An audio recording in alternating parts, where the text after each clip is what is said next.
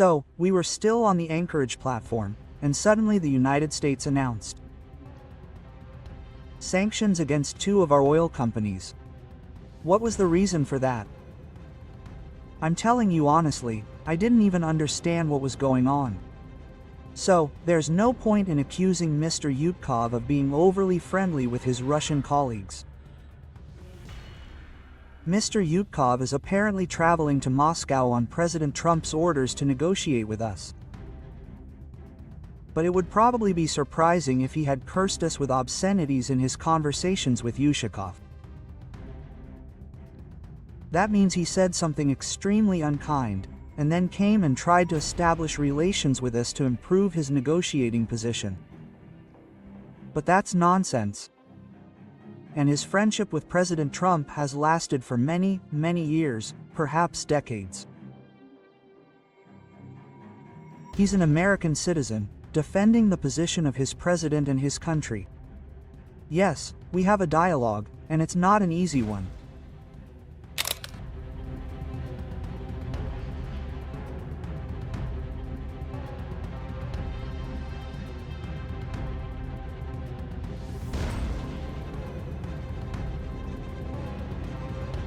Have you heard? Are you aware of the leaked telephone conversations of Yuri Ushakov, Steve Witkoff, and Kirill Dmitriev? So what do you think about this? This is a huge scandal raging in the West right now, especially in many Western media outlets.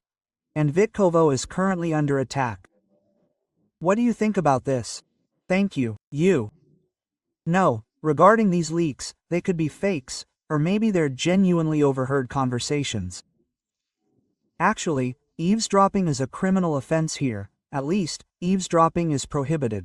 Then some of them, maybe, like we have, jokes. They put them on spy duty, and they eavesdrop. Let them mind their own business. That's it.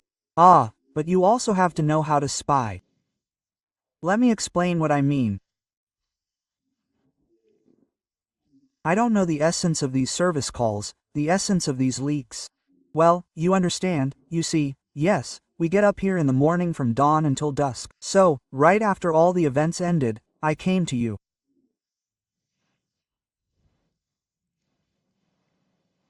So, what's the problem there, in my opinion? Ultimately, it's not about us. The point is, well, how the various opinions are vying.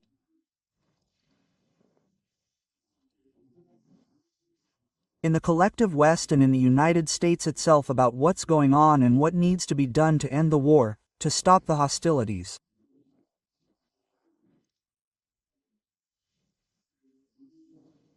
We met with Mr. Witkoff before Anchorage, right? And then I visited Alaska, and certain negotiations were held. Overall, I want to emphasize, I've formed, at least, an opinion. We understood where we were and what needed to be done to stop these hostilities.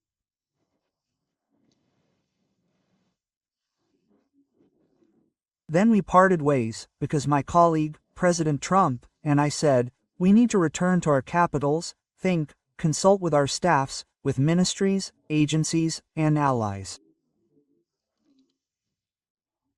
And after that, we agreed to continue.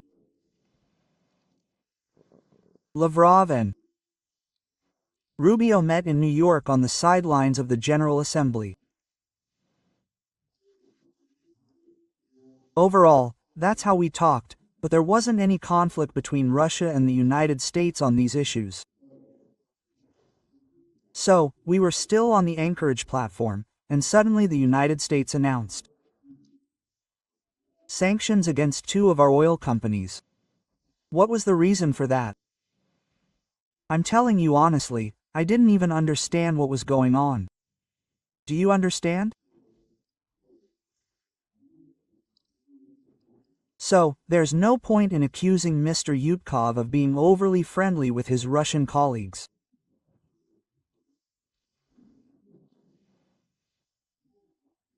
Well, we talked, we met, I repeat, in Alaska, and then, amidst the healthy growth of these nascent new relations, came the sanctions, which are undoubtedly destroying our relations. And in reality, well, I repeat, it's unclear to us what this sign is.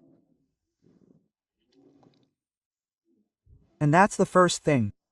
The second thing. Mr. Ushakov is apparently traveling to Moscow on President Trump's orders to negotiate with us.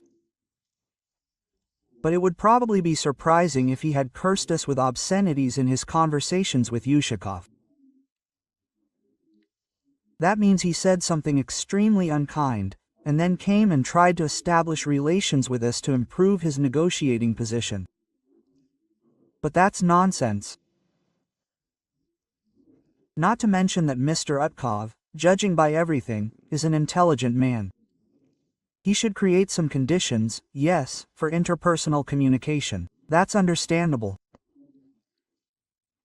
And finally, most importantly, I've known Mr. Witkoff for several months now, and his friendship with President Trump has lasted for many, many years, perhaps decades. He's an American citizen, defending the position of his president and his country. Yes, we have a dialogue, and it's not an easy one. Yes, we are conducting this dialogue without swearing or spitting at each other, like intelligent people, but everyone is defending their own position, and Mr. Ushakov, I repeat, is defending the position of the United States, and the interests of the United States as he sees them and as those who delegate him for negotiations with Russia see them. These people are not only President Trump. I believe they also include people from the military, from the diplomatic ranks, from the U.S. administrative bodies in the broadest sense of the word. Well, yes, please. Vedomosti newspaper. Now, talk about the confiscation of Russian assets has intensified again in Europe. I wanted to ask, what will Russia's response be to this? And do you agree with Viktor Orban, the Prime Minister of Hungary, who said that confiscation could lead to legal battles, numerous lawsuits, and a collapse of the euro? Well, Hungary is an EU member, and therefore the Prime Minister of an EU country has a better understanding of how this could affect the European currency. It's clear that this will have negative consequences for the global financial system, because trust in the Eurozone will plummet. And given the economic difficulties, where the European economy's engine, Germany, has been in recession for 3 years, this, of course, seems to me to be a difficult test. The Russian government, on my instructions, is developing a package of response measures should this happen. And everyone understands this, everyone is saying it outright, saying it would be theft of someone else's property. In this regard, of course, I have a question: who is teaching whom? Either the thieving Ukrainian elite, who are embezzling money from their own taxpayers and the taxpayers of their Western sponsors. It's just that we are now well aware of the corruption scandal in Kyiv. Either they are learning this from the Europeans, or the Europeans are learning from the Ukrainian elite. In any case, both are theft. We view them as such and are ready to prepare countermeasures. But what will the government later announce if this happens? Vladimirovich, please. Anton Vernitsky, Channel 1. After Donald Trump allowed the United States to test nuclear weapons, you instructed government agencies and intelligence agencies at the Security Council to consider the advisability of Russia testing nuclear weapons. Is there a final decision yet? If so, what is it? If not, when might it be? Thank you.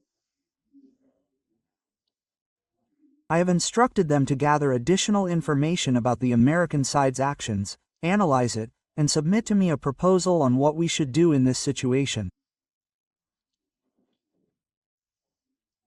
But one of the proposals we received is to work together on this issue. That's what we believe from what we see, and we are ready to work with the American administration on all issues related to strategic stability. This could happen in the nearest negotiations in Moscow the next day. Yes, if this arises, yes, and, actually, even if it doesn't arise, we will, of course, raise this issue, because, well, of course, this is clear in the US, and it's clear to us. Preparing for real nuclear weapons tests takes time. And we certainly can't find ourselves in a situation where they launch them, test them, and we'll spend another year and a half preparing for it. Well, of course, we have to think about this. We didn't say this, but we must be prepared for any developments. And I assure you, we will be ready.